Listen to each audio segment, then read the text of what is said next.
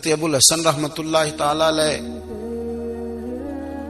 حضرت معاذ ابن جبل رضی اللہ تعالیٰ عنہ کے پاس بیٹھا کرتے تھے۔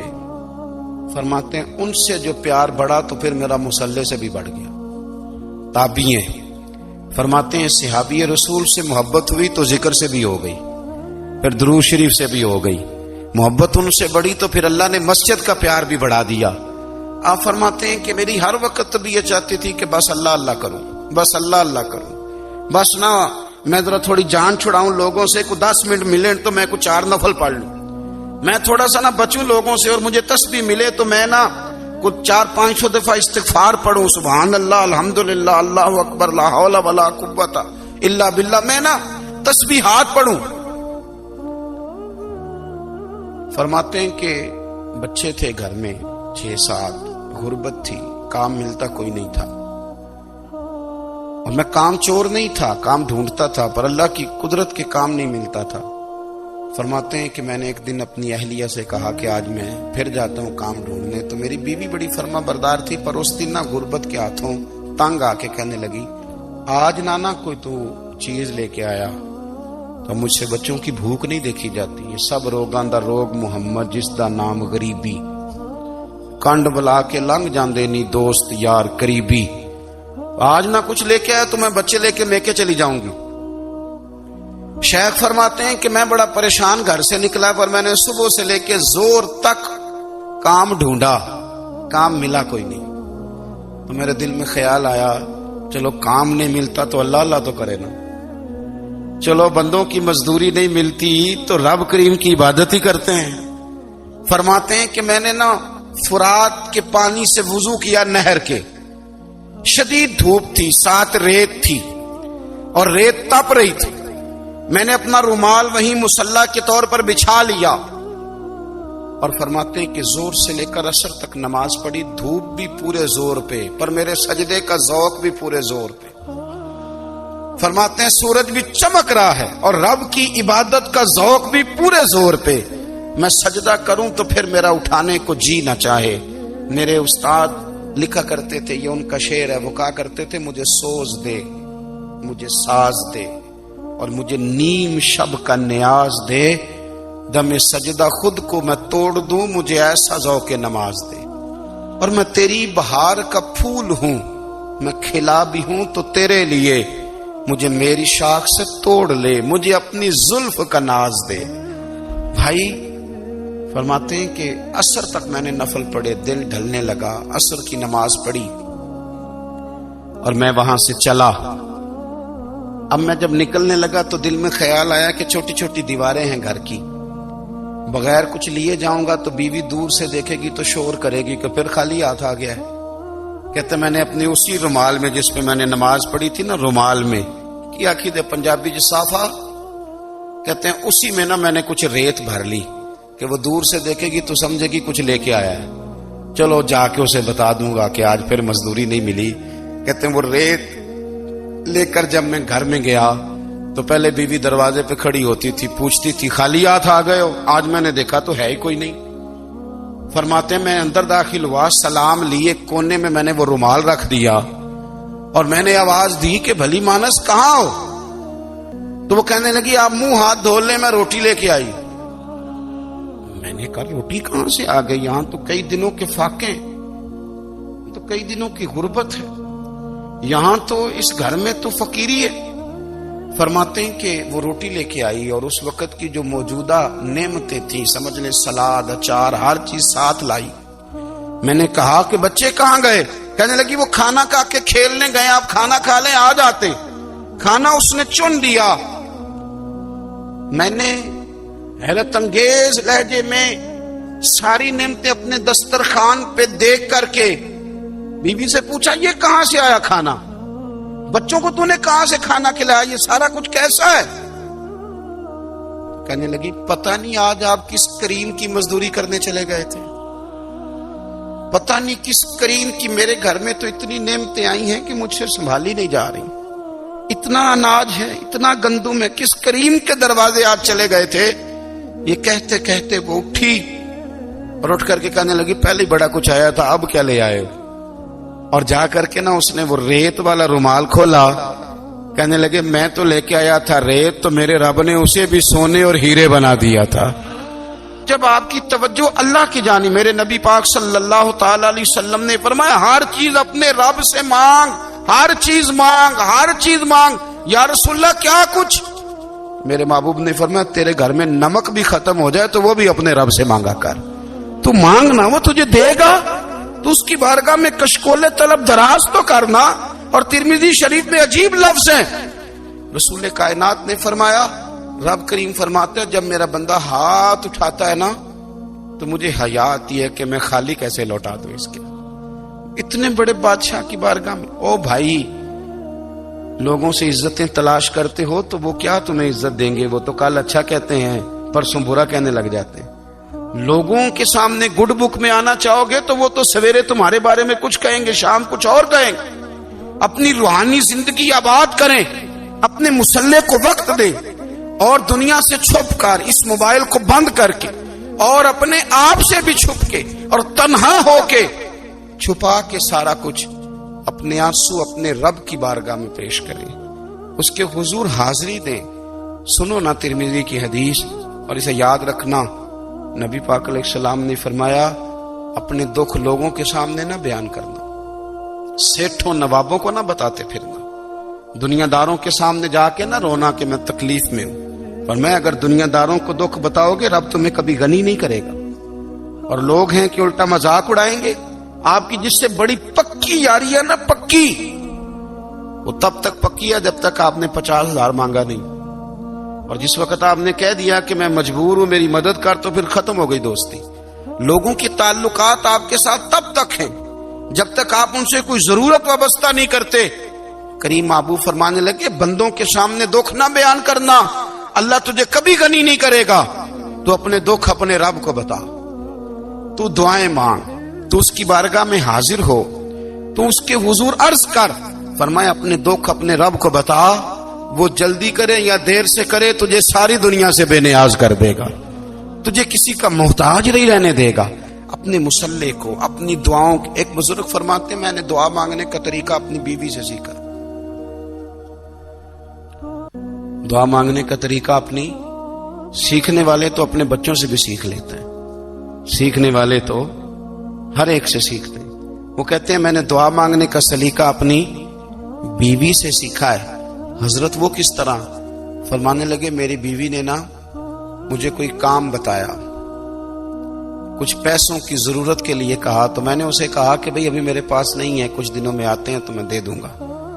عورتوں کی عادت ہوتی ہے وہ بار بار یاد کراتی ہیں، 2-4 دنوں کے بعد پھر اس نے کہا حضرت وہ میں نے کہا تھا کچھ پیسے، میں نے اسے کہا کہ ابھی میرے پاس نہیں ہے، کچھ دنوں میں ملتے ہیں تو میں تمہیں دے دوں گا۔ اس نے کچھ دنوں کے بعد پھر کہا حضور وہ میں نے کچھ پیسے کہے تھے۔ فرماتے میں نے ڈانٹ دیا، میں نے کہا کہ کیا تو روز مجھے شرمندہ کرتی ہے، کہا نا میرے پاس نہیں ہے، ہوں گے تو دے دوں گا، تو روز یاد کراتی ہے۔ فرماتے ہیں اس نے پہلے تو میری ڈانٹ کو سہا، پھر میرے سخت جملوں نے اس کی آنکھوں میں آنسو پیدا کر دیے، پھر اس نے اپنے آنچل میں اپنے اس دکھ کو سمیٹا، اور پھر اس نے ایک جملہ کہا تو میں رو پڑا، اور مجھے اپنے رب سے مانگنے کا طریقہ آ گیا۔ مجھے کہنے لگی حضرت جی آپ نے ڈانٹ دیا، میں نے سہ لیا، پر آپ ہی میرے شوہر ہیں، بتائیں نا آپ سے نہ کہوں تو میں کس سے جا کے کہوں۔ فرماتے ہیں میں رو پڑا، اور میں کھل کے رویا، اور میں تڑپ کے رویا، اور پھر میری سسکیاں بند گئیں۔ تو مجھے کہنے لگی آپ کو کیا ہوا؟ میں نے کہا مجھے بھی دعا مانگنی آ گئی ہے، جب میں اسے کہوں گا نا اللہ تو ہی میرا رب ہے، میں تجھ سے نہ کہوں تو میں کس سے جا کے کہوں؟ میں کیوں کسی بندے سے سوال کروں؟ میں کیوں کسی دنیا دار سے کہوں؟ میں تیرے بندوں کا، نیک بندوں کا وسیلہ لے کے، تیرے محبوب کی غلامی لے کے تیری بارگاہ میں آیا، تجھ سے نہ مانگوں تو کس سے مانگوں؟ سمجھ آ گئی ہے جب میں اس رنگ میں مانگوں گا تو پھر رب میرے اوپر بڑا ہی فضل فرمائے گا، وہ میرے اوپر بڑی رحمت کرے گا، وہ میرے لیے آسانیاں کرے۔ عزیز دوستو ہم اس طرح کرنے لگ گئے ہیں کہ ہم نے نا اپنے تعلقات پر اعتماد کرنا شروع کر دیا ہے۔ میرے تعلقات بہت ہیں، ہم نے اپنی دولت پر اعتماد کرنا شروع کر دیا ہے، میرے پاس دولت بہت ہے۔ ہم نے اپنے علم پر، اپنی شہرت پر اعتماد کرنا شروع کر دیا ہے کہ میرے پاس فلاں چیز بہت ہے۔ یاد رکھنا جب بے نیاز اپنی صفت بے نیازی دکھاتا ہے تو بڑی بڑی دولتوں والے مجبور نظر آتے ہیں۔ بھائیو، جب انسان کا رشتہ اپنے مالک کے ساتھ ہوتا ہے پھر تو غم بھی کچھ نہیں کہتے، پریشانیاں بھی کچھ نہیں کہتی، پھر تو زندگی صبر والی، پھر تو زندگی توکل والی، پھر تو زندگی بھروسے والی، پھر انسان اپنے آپ کو رسوا نہیں کرتا، دنیا داروں سے امیدیں اس کی ختم ہو جاتی، امیدیں اللہ رسول سے لگا لیتا ہے، مضبوط ہو جاتا ہے، مضبوط طاقتور ہو جاتا ہے، خوددار ہو جاتا ہے، باوقار باعزت ہو جاتا ہے۔ حضرت بہلول دانا رحمت اللہ علیہ بیٹھے تھے تو ہارون رشید حج کر کے آ رہا تھا، تو رستے میں حضرت شیخ سے ملاقات ہو گئی تو السلام علیکم کے بعد کہنے لگا حضور کوئی حکم ہو تو بتائیے گا۔ تو حضرت بہلول دانا فرمانے لگے تیرا رب کون ہے؟ اس نے کہا اللہ۔ تو فرمایا میرا کون ہے؟ کہا اللہ۔ فرمانے لگے تو بڑا ہی بیوقوف ہے، کیا تو یہ سمجھتا ہے کہ رب ہارون رشید کو تو دے گا اور بہلول دانا کو بھول جائے گا؟ تیرا بھی وہی رب ہے، میرا بھی وہی رب ہے، اس نے اگر تجھے دے کے آزمایا ہے تو ہو سکتا ہے مجھے نہ دے کے آزما رہا ہو، جب اس کی حکمت کے تقاضے ہوں گے تو عطا کرے گا اور دے گا، تو جا اپنا کام کر۔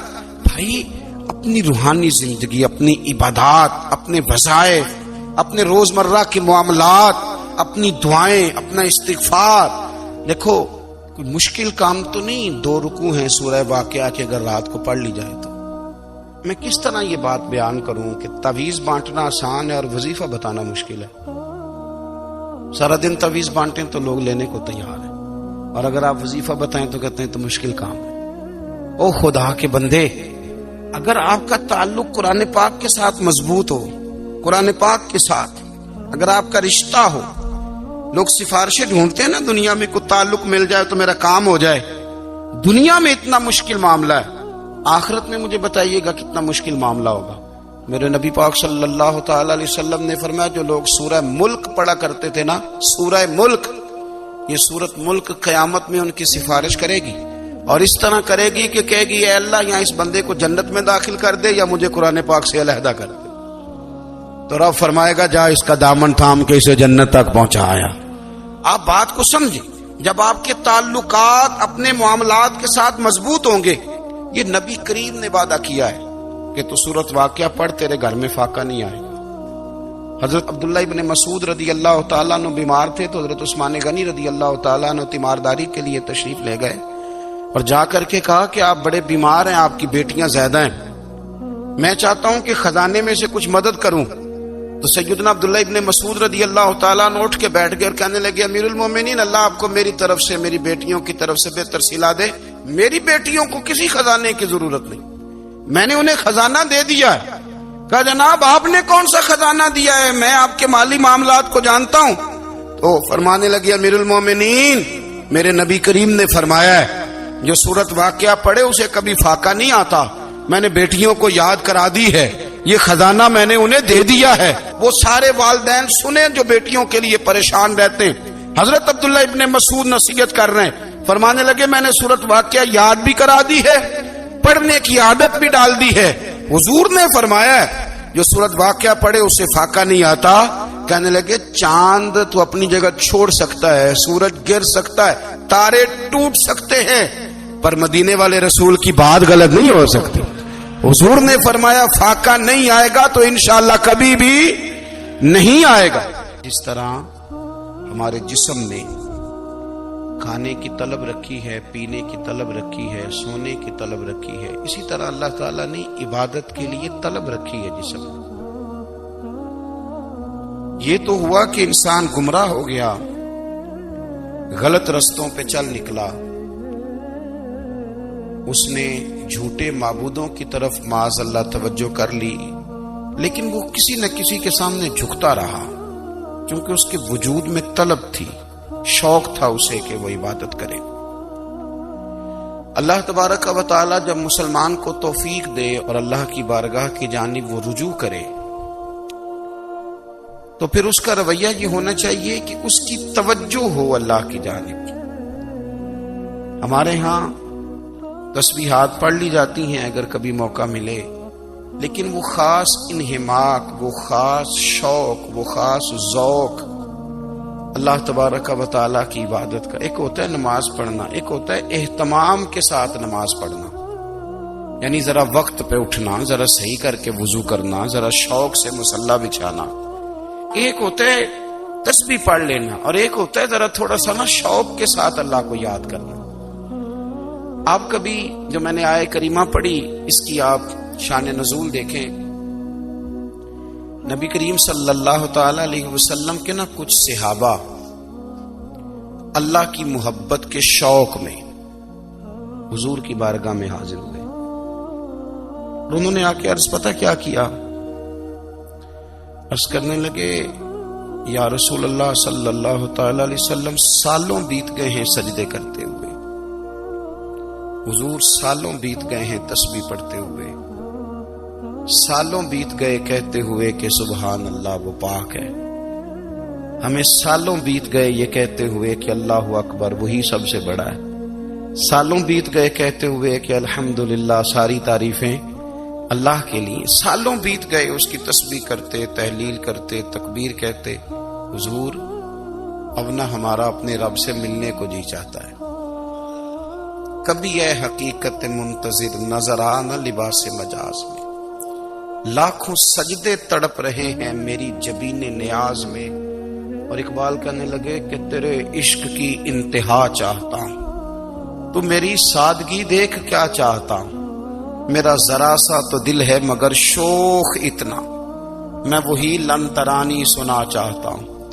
میرا بھی دل کرتا ہے کہ اللہ میں تجھے کہوں میں تجھے دیکھنا چاہتا ہوں، جس طرح حضرت موسیٰ کلیم علیہ السلام نے کہا تھا، اور تو مجھے کہے کہ لن ترانی تو نہیں دیکھ سکتا، ذرا سا تو دل ہے مگر شوق اتنا، میں بھی وہی لن ترانی سنا چاہتا ہوں۔ پھر کہنے لگے بھری بزم میں راز کی بات کہہ دی، بڑا بے ادب ہوں سزا چاہتا ہوں۔ دیکھو سب لوگوں کے بیچ ہی میں نے یہ کہہ دیا۔ میرے عزیز صحابہ نہ شوق میں، کتنے سارے لوگ ہیں آپ، کتنی ماشاءاللہ بڑی تعداد میں آپ آئے، ہم بھی کبھی اس شوق میں گئے ہیں کہ ہمارے رب کو دیکھنے کو دل چاہتا ہے، ہمارا جی چاہے وہ کبھی ہمیں ملے، ہم کبھی اس کی زیارت کریں، اس کی بارگاہ کرم میں ہم حاضر ہوں۔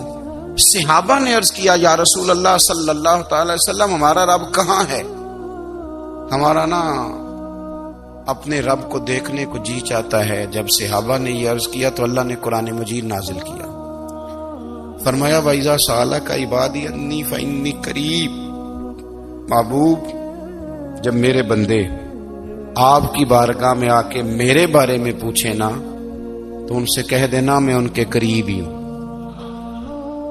قریب ہی ہوں۔ دلیل کیا ہے؟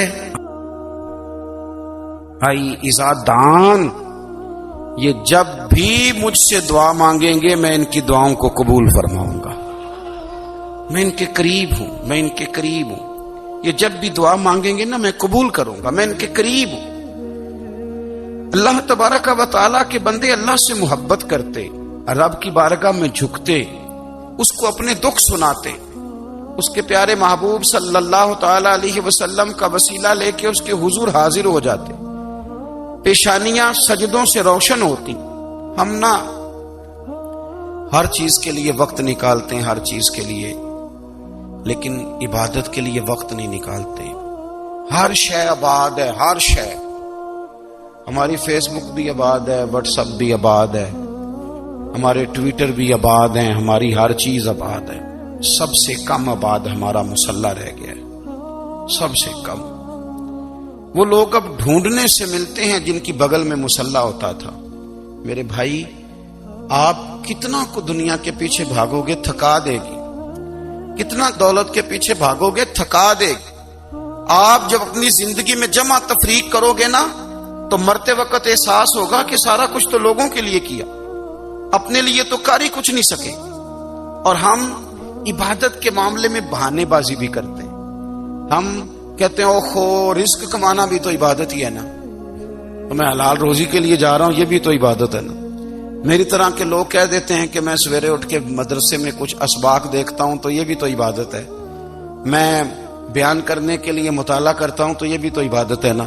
اتنے اتنے لمبے سفر کر کے ملک میں دنیا میں گھومتا ہوں تو یہ بھی تو میں عبادت ہی کر رہا ہوں. اب اسپیشل نفلوں کے لیے وقت کس طرح نکلے, اسپیشل کر کے تسبیح میں کیسے چلاؤں, میں سارا کچھ ہم بہانے بنا لیتے ہیں نا.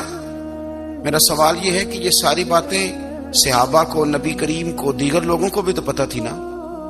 لیکن آپ غور تو کریں, 23 سال حضور کو وقت ملا, مختصر وقت ظاہراً تبلیغ کرنے کے لیے. پوری دنیا میں دین بھی پھیلانا ہے. گھر میں 11 ازواج ہیں, 4 بیٹیاں ہیں, ان کی اولادیں, سارے کام کاج بھی دیکھنے.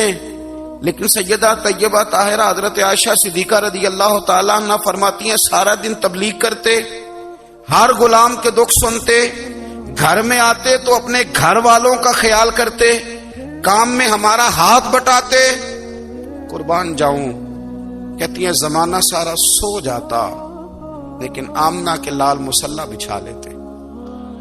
دنیا سو گئی, ساری سب سو گئے, جو خدام تھے, وہ جو غلام تھے, وہ سو گئے. صحیح مسلم میں لفظ ملیں گے, سیدہ پاک فرماتی ہیں او میرے نبی کے غلاموں, میں نے یہ رنگ بھی دیکھا ہے کہ حضور نے اتنا کھڑے رہے, اتنا قیام کیا, اتنا قیام کیا کہ مقدس پیروں میں ورم آ گئے, سوج گئے پیر.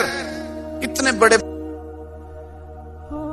دل پہ ہاتھ رکھ کے نہیں بتا سکتا کہ میرے کبھی نماز میں پیر سوج گئے, کوئی نہیں بتا سکتا. بچوں کی روٹی کماتے تھک گئے بات الگ ہے, ہم سیر کرنے گئے تو تھک گئے بات الگ ہے.